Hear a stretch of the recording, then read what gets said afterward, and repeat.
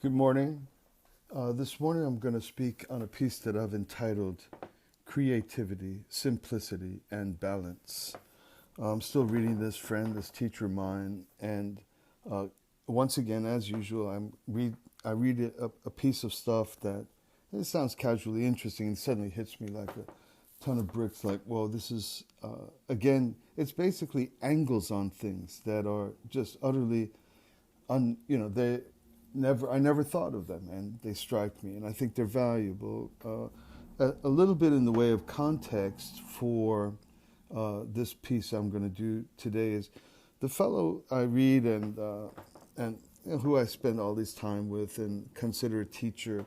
There's an individual who had at his feet throughout his life the path toward all those things that people think they want: fame and wealth and influence and power and the kind of life where people rush around after you and take care of you and buy your plane tickets and whatever it is that drive people towards these ambitions of theirs, these climbing types. They're typically regarded as male characteristics, although the egalitarianism that we arrived at lately has a lot of females with these same kind of corporate seeking power for what it's worth.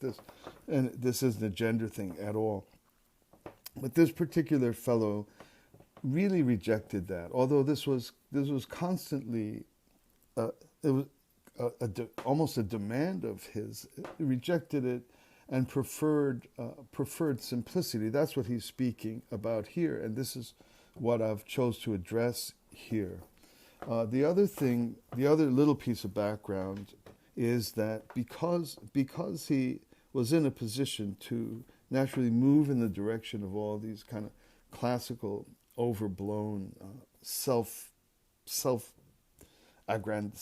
grandiosing type ambitions, was that he was naturally surrounded by those type of people all the time. People who needed to be the center of the universe and needed to be the most powerful or the most rich, and so he's kind of that's the background to which he's trying to speak to and guide those about the more meaningful and more genuine way of being in the world, and attaining a status in life that is truly and genuinely fine and great and worthy of note, not just some kind of self-tacked on acquisition of power or wealth.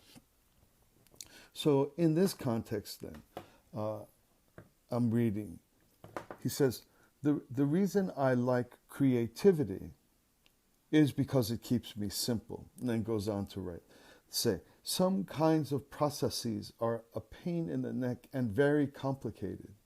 So I like my life to be simple. I need that balance.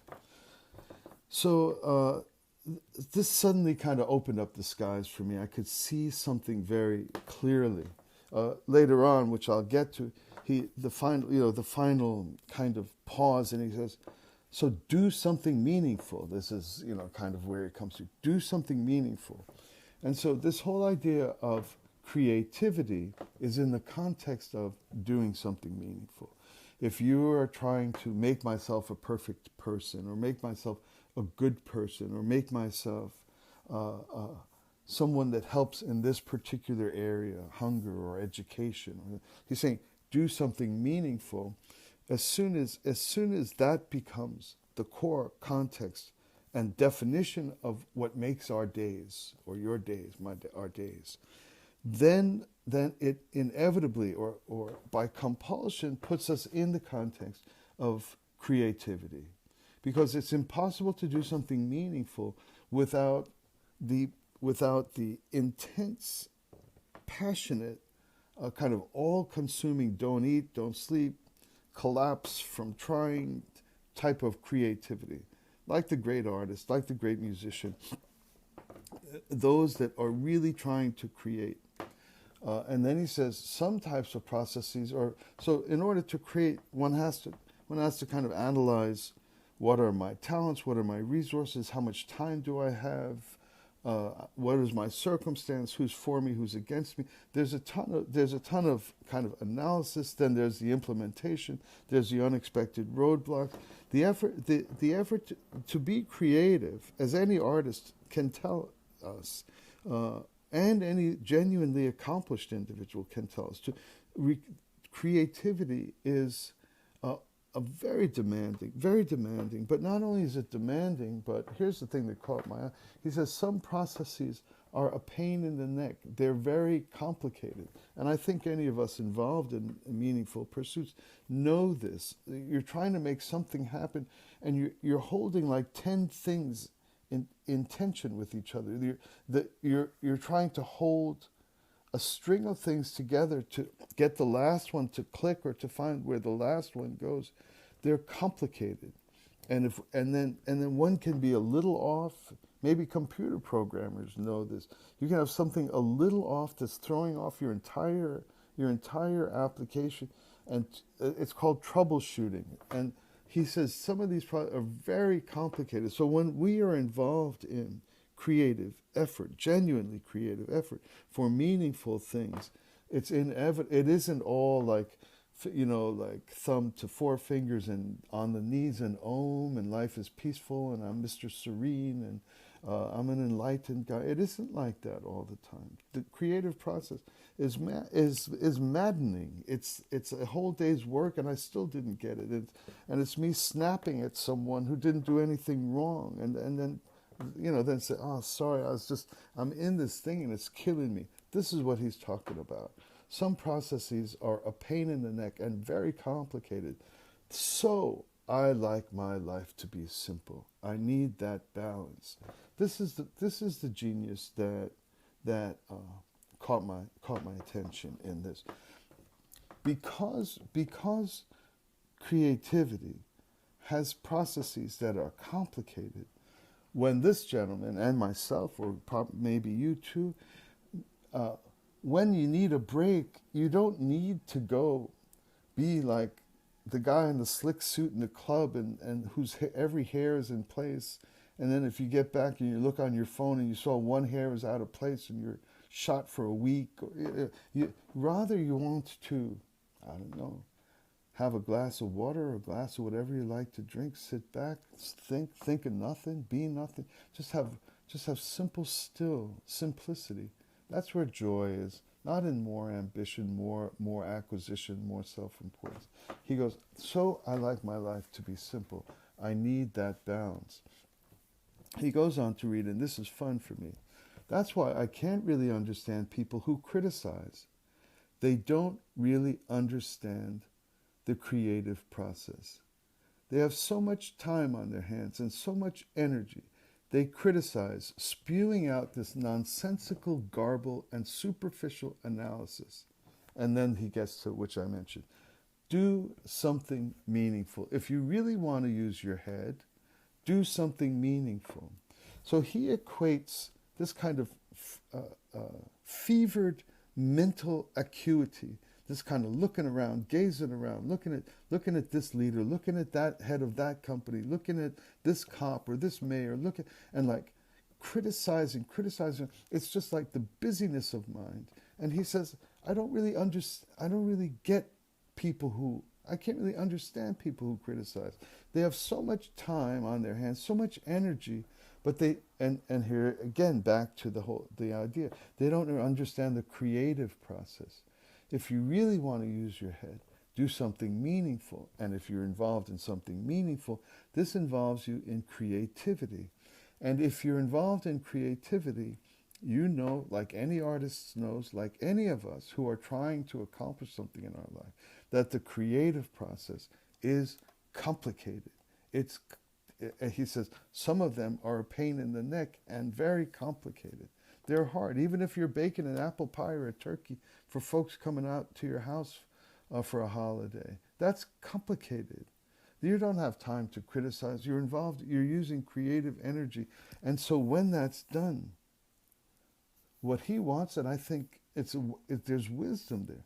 This is what I want is simplicity. Then you will truly appreciate. If you really want to use your head, do something, make something meaningful, then you will truly appreciate simplicity in life. And you can't see the essence of stuff unless your life is somehow balanced. When it's all jumbled up, you're not going to find it. So yeah, I can look at Bill Gates, I can look at the cop down the street, I can look at the guy who's like jacked up the price of bagels. I can be full of millions of ideas, but I don't know what any of those guys did to do what they do, how they live what they live. What I should be involved in is something meaningful, involving me in the creative process.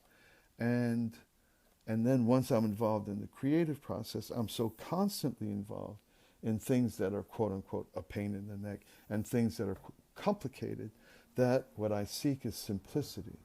And then there's balance.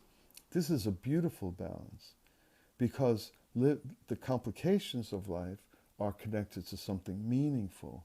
That which is a pain in the neck in my life, okay, so what? Okay, it's a pain in the neck, so what?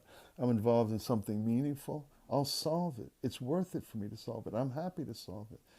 I'm doing this on purpose. I'm doing something meaningful. And at the very same time, that predominant way of being in my life makes me love simplicity. And this is a sweet balance. And he says, you can't start to see the essence of stuff unless your life is balanced. So it isn't, and that's what I love about what I'm talking about today or read today, is it's balance that we're after. He's not just saying, work hard, do this, pray more, study the scripture, wake up early in the morning, jog, eat spirulina, whatever. He's not just saying do. He's saying do something meaningful. We will inevitably encounter that which is a pain in the neck, that which is complicated, and we will inevitably desire simplicity. It's the antidote. It's the relaxation. It's the peace. We may go out to 100 restaurants, and spend $180 for a single clam and some French guy walking through smiling at us. But there's also just the fresh bread that's already sitting on your counter, and in a certain way, what's more delicious? And a nice cup of coffee, or whatever your pleasures are. Simplicity. Here's the end of it. So you want to understand and find God's love. Find something, bring some balance in your life. In order to do that, you have to try to do something meaningful. Make something meaningful, create something meaningful. Otherwise, everything is jumbled up. You have only this cynicism, criticism, and all these jumbled thoughts in your head, and you're not going to find anything. Start with the basic things first. What he's calling for, what he's saying, allows us to be on the path for our self-realization, or to find God, or however we define this in our personal spiritual path. What he's saying is that it's the balance. It's neither the simplicity that is going to be the place where you, quote unquote, find God. It's neither the frenetic labor of trying to create something big or something good, or it's not that.